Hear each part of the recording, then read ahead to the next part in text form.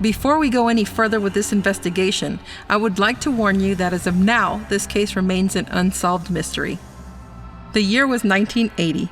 Dorothy Jane Scott was a 32-year-old single mother living and working in Southern California as a secretary at a popular hippie hangout called the Swingers Psych Shop.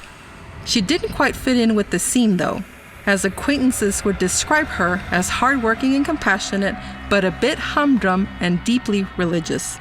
She didn't go out much and hardly ever dated. She worked long hours and spent most of her free time with her young son and her parents, who looked after him during workdays. Her personal life may have seemed a bit dull, but her world was about to be rocked forever. When I get you alone, I'll cut you up in bits and no one will ever find you. The call started weeks before her disappearance. Dorothy couldn't figure out whose voice was on the other end of the phone, but he knew intimate details about her life and seemed to be watching her every move. The mysterious caller engaged her in a verbal assault that ranged from sweet compliments to menacing descriptions of violence. This harassment transpired on both her work and home phones. On the evening of May the 28th, 1980, one of Dorothy's co-workers fell ill during an employee meeting. His name was Conrad Bostron, and he claimed to be suffering from an intense sharp pain that seemed to come out of nowhere. Dorothy and her co-worker named Pam agreed to help get him to the hospital.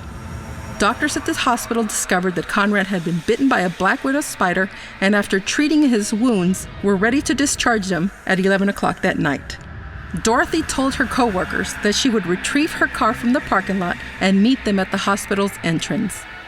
Conrad finished his paperwork and picked up a prescription, then left with Pam to meet Dorothy outside, but she was nowhere to be seen.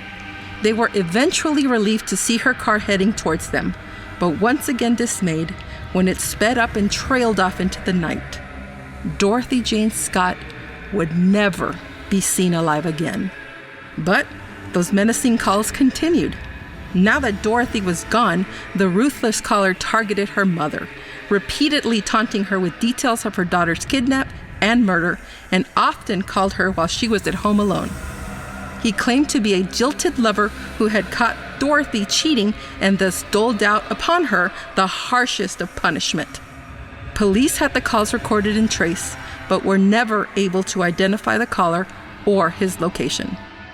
The calls continued regularly for 4 years, only stopping after Dorothy's skeletal remains and burned-up vehicle were discovered in August of 1984, with the caller finally asking her grieving parents, "Is Dorothy home?"